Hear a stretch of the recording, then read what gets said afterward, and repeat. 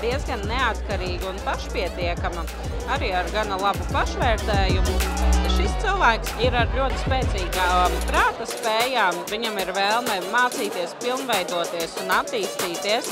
Šis cilvēks ir diezgan emocionāls, bet līdera tipa un pieturas arī pie pārbaudītām vērtībām.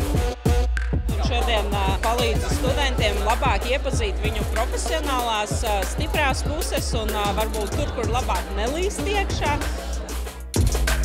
Es jau pirms tam biju dzirdējusi par kaut kādu rokrakstu analīzi, bet pati nekad nebija pieteikusies. Godīgi sakot, es šitādām vispār neticu, bet tad, kad man nolasīja, man likās, ka rentgeni mani pārbrauks pāri. Tā kā super pieredze, jā.